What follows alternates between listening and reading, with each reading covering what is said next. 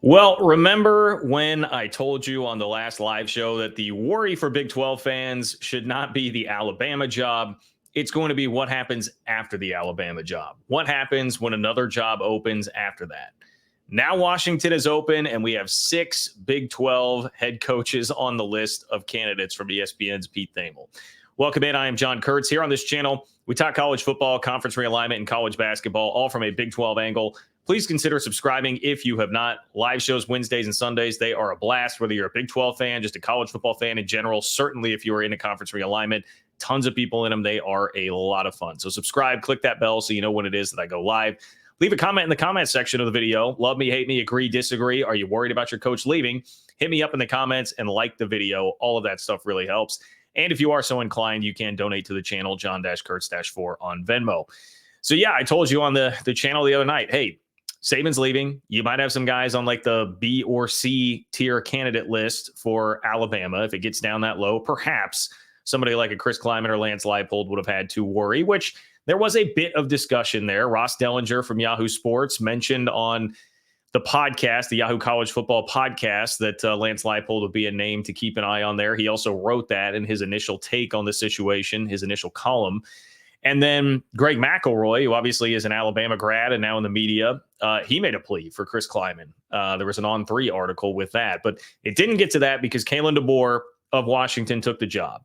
Great hire, I think, for Alabama, certainly on paper. Obviously, the guy is an excellent coach, and it seemed like he was one of, if not the top candidates there at Alabama the entire time. So they were able to get that locked up, as many others like Sark and Norvell, et cetera, Dan Lanning across the country, reaffirmed their commitment to the schools that they were at. But now Washington is open, and that is a job that is probably a tier below Alabama, but still a very good job and a job that's going into a Power 2 conference. And so cue the Big 12 coaches. I tell you, not only did I say this job in particular, you'll see a lot of Big 12 coaches mentioned here. I've talked about this many times before on the channel. Like every time a major job opening comes up, you're going to see a slew of Big 12 coaches, and you do see a slew of Big 12 coaches, which is what makes it frustrating when everybody talks about, oh, the league is mid, the league is average, it's not that good. Everybody wants coaches from this conference, and so many of them stay on that list because none of them have been leaving for these types of jobs. But now there were 9 candidates put out by Pete Thamel. 6 of them are coaches from the new look Big 12. So let me get to the list. Fan bases that I suppose need to at least be a little bit nervous right now. Here is the list from Pete Thamel. He says no order. So don't take these like in most likely to least likely, no order. But Lance Leipold, Big 12. Jed Fish at Arizona, Big 12. Matt Campbell at Iowa State, Big 12. Ryan Grubb, who is the internal candidate. And if you're a Big 12 fan, you'd be pulling for that one. Ryan Grubb is the offensive coordinator at Washington. Barry Odom, who is at UNLV, not Big 12. Chris Kleiman, K-State, Big 12. Kyle Whittingham, Utah, Big 12. Dave Clawson, Wake Forest, not Big 12. And Kalani Sitake from BYU, obviously Big 12 there. So 6 candidates: Lance Leipold, Jed Fish, Matt Campbell, Chris Kleiman, Kyle Whittingham, Kalani Sitake, all from the new look Big 12 conference, made Pete Thamel's list. A little more in depth here from Andy Staples, who is at On3. He did little write-ups on each one of the candidates, but he has mentioned this. He says this about Lance Leipold: do you want to coach similar to Kalen DeBoer? Then hire one who took a similar path. DeBoer was winning in the NAIA as a young coach. As he hit middle age, Leipold was dominating Division III. He won 6 national titles at Wisconsin Whitewater before he was hired to resurrect Buffalo's program. After being hired in Lawrence in late spring of 2021, Leipold has turned Kansas from the biggest laughingstock in FBS to a competitive Big 12 program that is an absolute blast to watch. My analysis here on Leipold, I think there is reason to believe he might listen. I still doubt that he would go, but he's a Big Ten country kind of guy, obviously where he's from, where his background is. So the Pacific Northwest doesn't totally fit that, but you're about to be going into the conference in the Big Ten that you would be playing in that area, right? That obviously changes things too, because they're going to be a Power 2 school. He would certainly get paid very well. And he's been very pushy at Kansas about the facilities. Remember, in his contract, there was a bit in there about like the what was it, the buyout in his contract was void if they didn't break ground by a certain day on the stadium. Like, he's been pushing them to do things, and I think behind the scenes has been very pushy and demanding, as he should be, of Kansas based on their track record of football. So if he feels like Washington is going to be a place where he could get much more support and he'd be going into the Big Ten and going back home a lot with games he'd be playing, and I could see why he would be open to it, but ultimately I would doubt that he would take the job. And that's honestly my same gut instinct here for Chris Kleiman, which the next blurb here is Andy Staples saying Kleiman won 4 FCS national titles at North Dakota State before taking over for Bill Snyder at K-State. He has proven he can develop talent, but his recruitment of Kansas native 5-star quarterback Avery Johnson, the highest rated prospect K-State has ever signed, also shows he can bring in highly sought after recruits. The Washington coach must be able to do both, and Kleiman can. He doesn't mention here another thing to keep in mind. And look, as a K-State fan, do I think Kleiman will take the job? Ultimately, no, I do not. But is there reason for me to be a little on edge? Yes, I think so.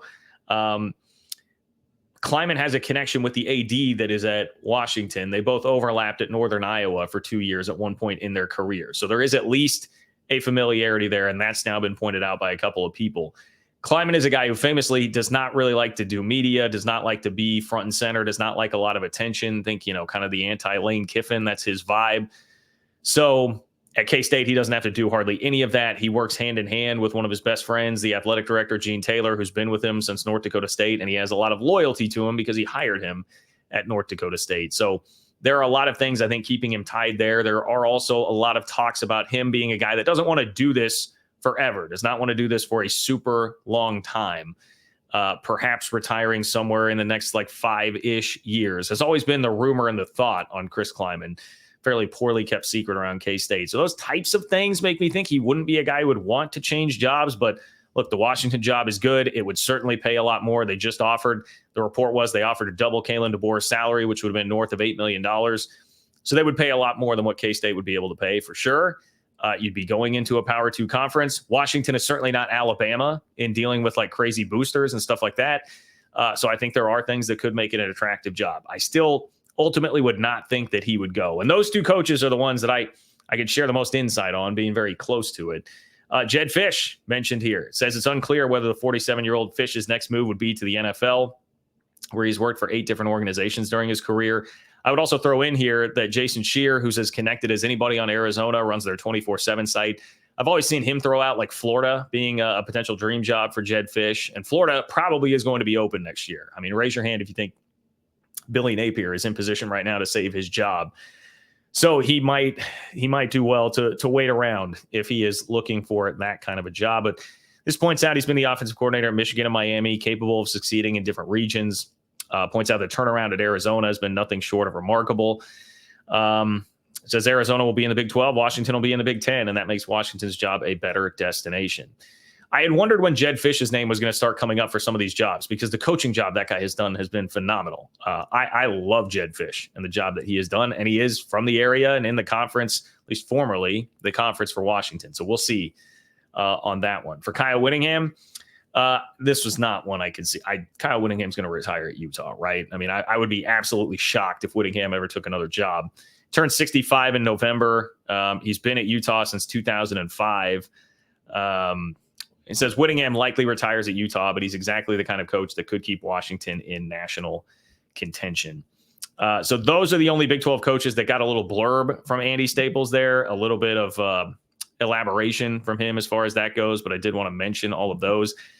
Kalani Sitake, a little bit more regional there with him being at BYU. Who else do we have? Matt Campbell, I guess, is the other one that we haven't addressed here. Look, Matt Campbell gets mentioned for seemingly every single job and has for the last 4 or 5 years. I think some of that is probably, and I know Iowa State fans, he doesn't have an agent, some kind of representation, doing a pretty good job of keeping his name out there, especially coming off of a hot year last year with the way that they finished. He fits very much in the same mold as a Lance Leipold or Chris Kleiman. He just hasn't hit quite the high highs of a Chris Kleiman winning the Big 12 championship. And Lance Leipold's star is a little bit brighter right now currently. But he is certainly a guy deserving of being in the discussion in the same sort of tier as those coaches. So strap it on. I mean, I don't I don't know what to tell you. If I think one of these guys, I would still perhaps be a little surprised if Washington doesn't give the job ultimately to Ryan Grubb, the offensive coordinator there. He clearly did a phenomenal job with that offense, and that has been a thought in the industry that may well be a place that they go. But this is one. I will put it this way. Let me put it this way, because I should be giving you some sort of a take here. I will say this is a type of job, this kind of job. This is one that it would not totally stun me if a Big 12 coach took it. There have been some, like Michigan State comes open and you're seeing Lance Leipold, another Big 12 coach, is getting mentioned there.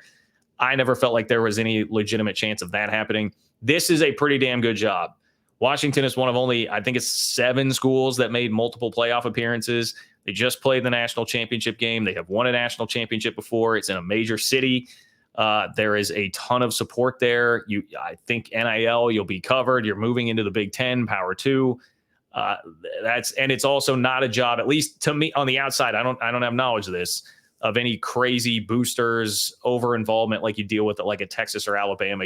It's a really good job while still being a little bit subdued and out of the spotlight. So for those reasons, I could see this being something that would tempt one of those Big 12 coaches on the list. So stay tuned here on the channel. I'll keep you up to date.